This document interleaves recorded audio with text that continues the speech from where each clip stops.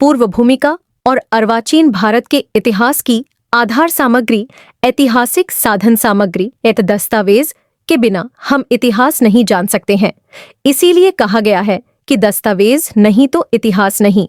ऐतिहासिक सामग्री विभिन्न प्रकार की होती है। वह अलिखित अर्थात पुरातत्वीय और लिखित अर्थात साहित्यिक तथा अन्य अभिलेखित सामग्री जो लिखित विषयों से संबद्ध है। इतिहासकार ऐसी विभिन्न सामग्री का अध्ययन करके उनमें से सत्य को अलग करके हमारे समक्ष रखते हैं। इतिहास लेखन के लिए इतिहासकार बहुत सारे सामाजिक विज्ञान जैसे कि समाजशास्त्र, राजनीति शास्त्र, अर्थशास्त्र, भूगोल और मनोविज्ञान का भी आधार लेते हैं। तो प्राकृतिक विज्ञान जैसे कि भौतिक शास्त्र, रसायन शास्त्र, जीव शास्त्र, पुरातत्व शास्त्र, नृवंश शास्त्र का सहयोग भी प्राप्त करता है। पुरातत्व शास्त्र और भूगोल के विकास से इतिहास लेखन खूब समृद्ध बना है। इतिहास में समय और स्थान का विशेष महत्व होने से भूगोल को इतिहास की आंख कहा जाता है। नेपोलियन की प्रसिद्ध उक्ति है कि आप मुझे किसी भी राष्ट्र के भूगोल के विषय में बताइए, मैं आपको उस राष्ट्र का इतिहास बताऊंगा।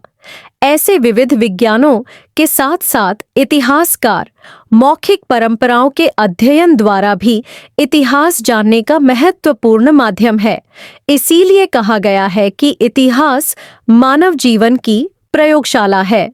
भारत के संपूर्ण इतिहास में आधुनिक भारत का इतिहास और उसमें भी स्वातंत्र्य संग्राम दरमियान देश की मुक्ति के लिए हुए आंदोलन अत्यंत महत्वपूर्ण है।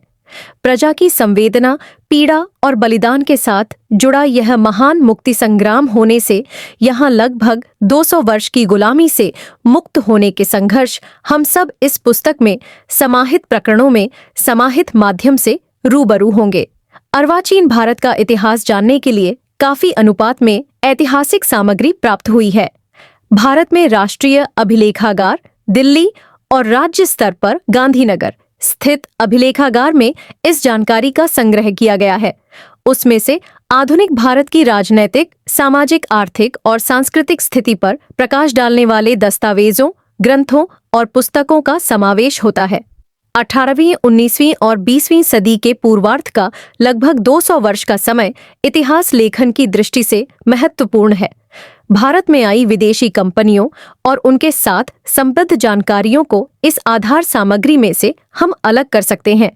इसके लिए आवश्यक जानकारी क्रमबद्ध रूप से नीचे अनुसार देख सकते हैं।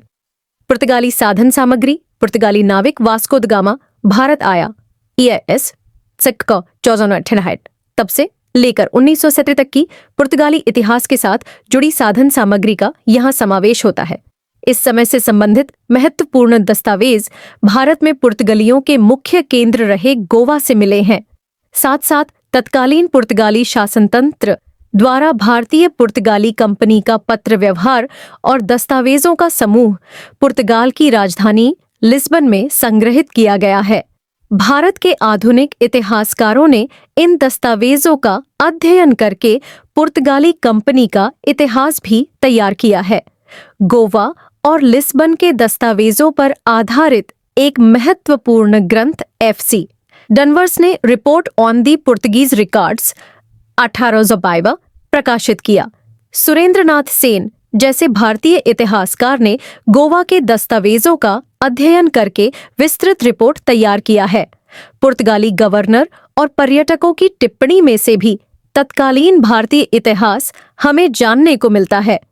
वास्को द गामा, आलबुर्क, डोमेंगो पाएज, डुअर्टी बारबोसा तथा पादरी मोंटसेरेट ने तत्कालीन भारत के विषय में महत्वपूर्ण टिप्पणियां ही लिखी हैं।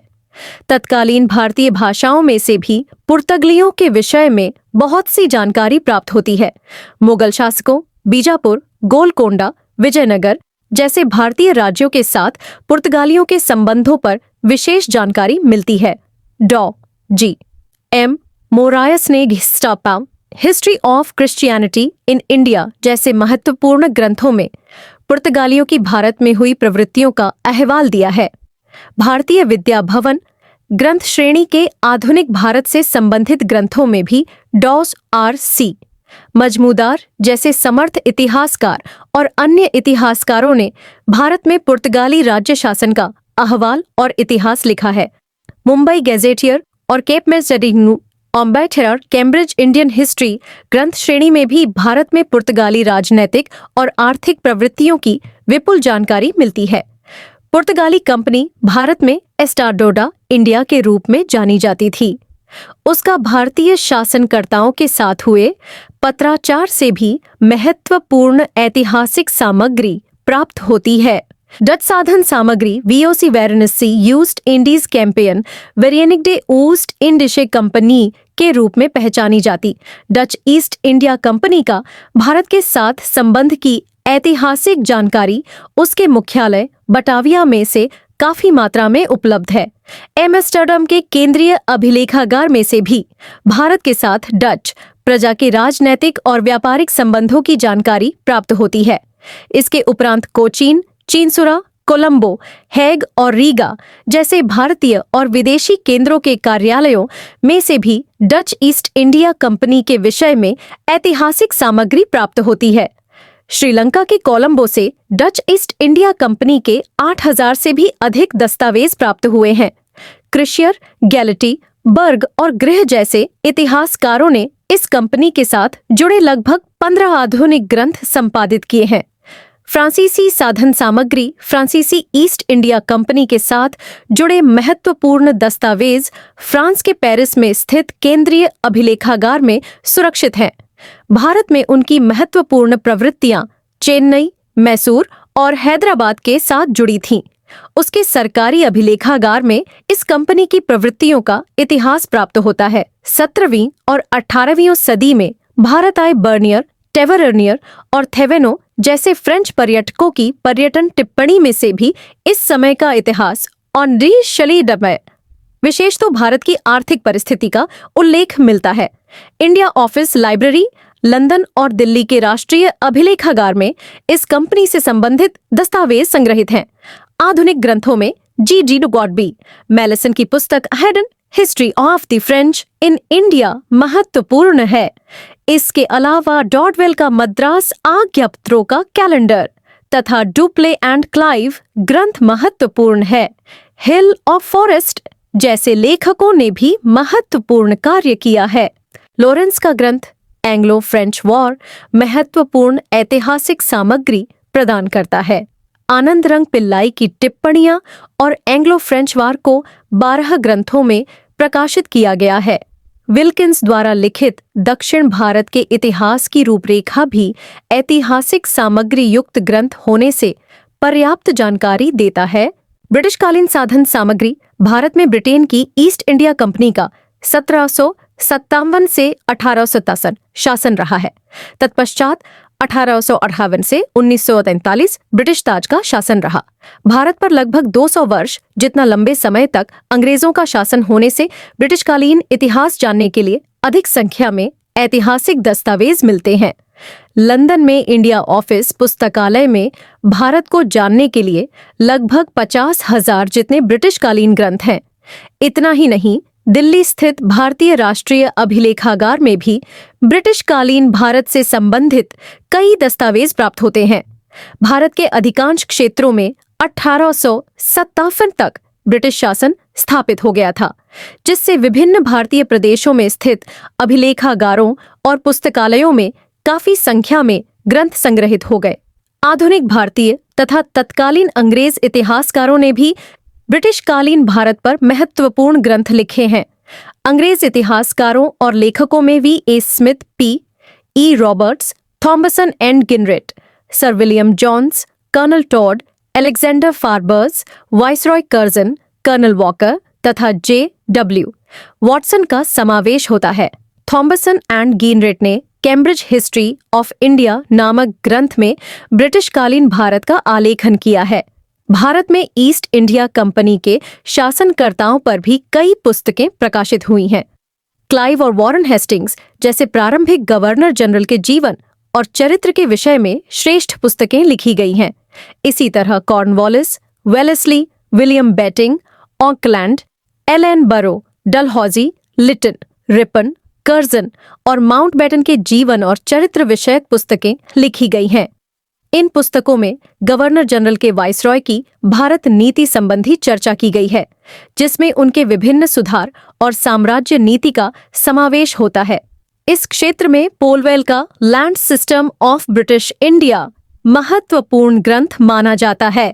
ईसन 1857 के महाविप्लव से संबंधित साधन सामग्री। भारत में 1857 के महाविप्लव के विषय में विशेष करके स्वतंत्रता के बाद अधिक अनुपात में साहित्य लिखा गया है। इस महाविप्लव से संबंधित दस्तावेज भारतीय पुरातत्व विभाग तथा लंदन की कॉमनवेल्थ कचहरी के ग्रंथालय में संग्रहित हैं।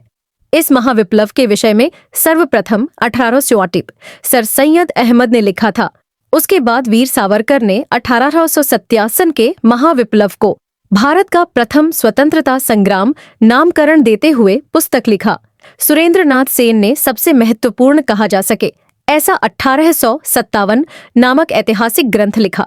स्वातंत्र्योत्तर भारत में इस महाविप्लव के विषय में काफी बड़े पैमाने पर संशोधन हुए हैं, जिसमें RNC ऑल्टा मजमुदार जैसे समर्थ इतिहासकार ने आज सिपोय म्यूटिनी ऑफ इंडिया 1857 लिखा। SP चौधरी, बिपिन चंद्र, सुमित सरकार जैसे भारतीय इतिहासकारों ने इस महाविप्लव से संबंधित महत्वपूर्ण ग्रंथ लिखे हैं। 1853 के महाविप्लव के विषय में महान साम्यवादी चिंतक कार्ल मार्क्स और इंग्लैंड के प्रधानमंत्री डिसरायली द्वारा लिखा गया लेख सबसे महत्वपूर्ण है। इस महाविप्लव के विषय में अंग्रेज इतिहासकारों ने भी काफी काम किया है। JNOS W केची और कर्नल B मोसेल ने हिस्ट्री ऑफ सिपोय वॉर लिखा। झॉनके और सिगियर ने भी इस महाविप्लव के विषय में महत्वपूर्ण ग्रंथ लिखे। गुजरात में 1870 के महाविप्लव के संदर्भ में डोनास्टोबा आरकेजडा धारया ने महत्वपूर्ण संशोधन ग्रंथ प्रस्तुत किया है। ब्रिटिश ताज के शासनकाल से संबंधित ऐतिहासिक साधन सामग्री। भारत में 1872 के महाविप्लव के बाद ताज के शासन का प्रारंभ हुआ। तब से लेकर स्वतंत्रता तक के समयकाल में अंग्रेजों की नीतियों का बयान करने वाली कई पुस्तकें लिखी गईं। उनमें V.A. स्मिथ का ऑक्सफोर्ड हिस्ट्री ऑफ इंडिया, पीडा ए, रॉबर्ट का हिस्ट्री ऑफ ब्रिटिश इंडिया और थॉमसन एंड गैरेट का rice and fulfilment British rule in India महत्वपूर्ण ग्रंथ गिनाए जा सकते हैं। भारत के संवैधानिक इतिहास को उजागर करने वाले ग्रंथों में H.C. बनर्जी कृत इंडियन कॉन्स्टिट्यूशनल डॉक्यूमेंट्स, एबीक कीट का भारत का संवैधानिक इतिहास महत्वपूर्ण ग्रंथ है। स्वतंत्रता संग्राम दौरान की साधन सामग्री भारतीय स्वतंत्रता संग्राम और इस संग्राम के महान नेताओं पर प्रचुर संख्या में पुस्तक, ग्रंथ, दस्तावेज, समाचार पत्र जैसे स्वरूप में साधन सामग्री मिलती है। दादा भाई नवरोजी की पुस्तक poverty and un-British rule in India तथा रोमेश चंद्र दत्त के इकोनॉमिक हिस्ट्री ऑफ इंडिया से उसकी शुरुआत होती है। पट्टाभी सीतारमैया के ग्रंथ history of Indian national Congress तथा डॉ सौक ताराचंद के फ्रीडम मूवमेंट ऑफ इंडिया के ग्रंथ इस क्षेत्र में महत्वपूर्ण हैं। आधुनिक भारतीय इतिहासकारों ने स्वतंत्रता संग्राम के विषय में 1950 के बाद विभिन्न दृष्टिकोण से भारतीय स्वतंत्रता का इतिहास राष्ट्र के समक्ष रखा है। ऐसे महत्वपूर्ण ग्रंथों में भारतीय विद्या भवन ग्रंथ श्रेणी का समावेश होता है। RC मजमुदार के मार्गदर्शन में समग्र भारत का इतिहास लगभग 12 भागों में प्रकाशित किया गया है। सुमित सरकार, बिपिन चंद्र, रजनी पामदत्त, पंडित सुंदरलाल, अमलेंदु गुहा जैसे बड़े स्तर के इतिहासकारों ने स्वतंत्रता संग्राम पर महत्वपूर्ण ग्रंथ लिखे हैं। तो राजा राम मोहन राय से लेकर महात्मा गांधी तक के महान भारतीयों के विषय में भी महत्वपूर्ण पुस्तकें लिखी गई हैं। नगेंद्र नाथ गुप्ता की पुस्तक 7 लाइव्स इस क्षेत्र में महत्वपूर्ण मानी जा सकती है। महात्मा गांधी के जीवन और चरित्र के विषय में शायद सर्वाधिक लिखा गया है। महात्मा गांधी के पत्राचार से उनके विचारों के संबंध में लगभग 100 ग्रंथों में नवजीवन प्रकाशन ने गांधी जी का अक्षरदेह नाम से प्रकाशित किया है। गांधी जी की आत्मकथा सत्य के प्रयोग भी उतने ही महत्वपूर्ण ग्रंथ गिनाए जा सकते हैं। महादेव भाई देसाई ने गांधी जी की जीवनचर्या को 40 भागों में महादेव भाई डायरी शीर्षक के तहत ले लिया है। गांधी जी के जीवन और चरित्र पर रोमारोला, नारायण देसाई, मनु गांधी, जवाहरलाल नेहरू, सरदार पटेल और डॉ. अंबेडकर ने भी महत्वपूर्ण ऐतिहासिक ग्रंथ लिखे हैं। लेपिन्स और कोलियर ने आधी रात को आजादी जैसे महत्वपूर्ण ग्रंथ लिखे हैं, तो रामचंद्र गुहा ने इंडिया आफ्टर गांधी और बिपिन चंद्र ने स्वतंत्रता के बाद का भारत जैसे श्रेष्ठ ग्रंथ लिखे हैं। प्रादेशिक ऐतिहासिक साधन सामग्री भारत में विभिन्न प्रदेशों में हुए स्वतंत्रता संग्राम के आंदोलनों का इतिहास भी बड़े पैमाने पर लिखा गया है। गुजरात में ऐसे ग्रंथों का बोयान जैन विद्या भवन द्वारा 10 ग्रंथों की ग्रंथ श्रेणी द्वारा कई भागों में ब्रिटिशकालीन इतिहास लिखा गया है। मगनलाल बख्तचंद ने गुजरात देश का इतिहास और अहमदाबाद का इतिहास लिखा है। अलेक्जेंडर फार्बस ने रासमाला में गुजरात का इतिहास लिखा है, तो कर्नल टोड ने ट्रैवल्स इन वेस्टर्न इंडिया स्प्राव में अर्नैन राजस्थान और गुजरात के प्रवास वर्णन पर टिप्पणी की है। जेम्स मैकमर्डो, कर्नल वॉकर जैसे अंग्रेजों ने भी कच्छ और काठियावाड़ पर विशिष्ट ग्रंथ लिखे हैं। जदुनाथ सरकार और जिलायस सरदेसाई नामक महान इतिहासकारों ने भी आधुनिक काल के विषय में ठीक लिखा है। गायकवाड़ी शासन और कच्छ तथा काठियावाड़ के देशी राज्यों के साथ जुड़े अनेक पत्र भी इस समय के इतिहास बताने में मदद करते हैं। समाचार पत्र और पत्रिकाएं ब्रिटिशकालीन भारत में राष्ट्रवाद के प्रचार प्रसार के लिए और सामाजिक एवं धार्मिक सुधार के क्षेत्र में अनेक पत्रिकाएं और समाचार पत्र प्रचलित हुए थे। भारत में 1780 जेम्स ए हिकी ने बंगाल गेजेट लेकर पत्रकारित्व की शुरुआत की। राजा राममोहन राय ने भारतीय नवजागृति और पत्रकारित्व के पिता थे। उन्होंने संवाद कौमुदी जैसे पत्रों का संचालन किया था। स्वतंत्रता संग्राम के साथ संबद्ध विशिष्ट वर्तमान पत्र और पत्रिकाओं में दादा भाई नवरोजी का रास्तगोफ्तार, मुंबई का मुंबई समाचार, केशव चंद्र सेन का सुरती समाचार, लोकमान्य तिलक का मराठा और केसरी, एनी बेसेंट का न्यू इंडिया और कॉमनवेल्थ, वरींद्र और अरविंद घोष का युगांतर और संध्या, ईश्वर चंद्र विद्यासागर का सोम प्रकाश, स्वामी विवेकानंद का प्रबुद्ध भारत, मोतीलाल घोष का अमृत बाजार पत्रिका, महात्मा गांधी का यंग इंडिया और हरिजन, भारतेंदु हरिश्चंद्र की पत्रिका हरिश्चंद्र मैगजीन, मोतीलाल नेहरू का इंडिपेंडेंस, मौलाना आजाद का अल हिलाल तथा हिंदुस्तान गदर पार्टी का गदर को सबसे महत्वपूर्ण माना जा सकता है। सिक्का अंग्रेज भारत में अपनी सिक्का पद्धति अमल ईडाबल सनमेर 1834 में मिलाए। उसके पूर्व मुगल बादशाहों का सिक्का जिमसिन दाम और रुपया का समावेश होता है, वे प्रचलित थे। कंपनी शासनकाल दौरान सोना का गिन्नी प्रकार का और चांदी तथा तांबा का सिक्का अमल में था। ताज के शासन की शुरुआत ईस्ट सन 1818 होने पर रानी विक्टोरिया की छवि वाला और विक्टोरिया क्वीन लिखे सिक्के प्रचलित थे। एडवर्ड 7वें का सिक्का बोढ़िया राजा सिक्का कहलाता था, जबकि राजा जॉर्ज 5 का सिक्का ताज और शाही पोशाक वाला प्रचलित था। भारत में ब्रिटिश प्रांतों में ब्रिटिश सिक्का का चलन था, जबकि हिंद के देशी रजवाड़ा के राजा अपने ढंग से सिक्का चलन में ला सकते थे। सौराष्ट्र, कच्छ और वडोदरा के राजा तथा अन्य भारतीय राजा का सिक्का देवनागरी लिपि में चलता था। भारत में आई विभिन्न यूरोपीय सत्ताओं के आगमन से क्रमशः भारत में परिवर्तन होता रहा। अंत में ब्रिटिश ईस्ट इंडिया कंपनी ने 1777 अपने शासन की शुरुआत की। ब्रिटिश सत्ता लगभग 200 वर्ष तक भारत में रही। ब्रिटिश सत्ता की विभिन्न नीतियों के विषय में अंग्रेजी में ऐतिहासिक सामग्री प्राप्त है, तो स्वतंत्रता संग्राम के विषय भी बड़ी मात्रा में भारतीय तथा विदेशी भाषा में ऐतिहासिक साधन सामग्री मिलती है। लगभग 100 वर्ष तक चले स्वतंत्रता संग्राम और उसे अग्रगण्य नेताओं के विषय में भी काफी लिखा गया है।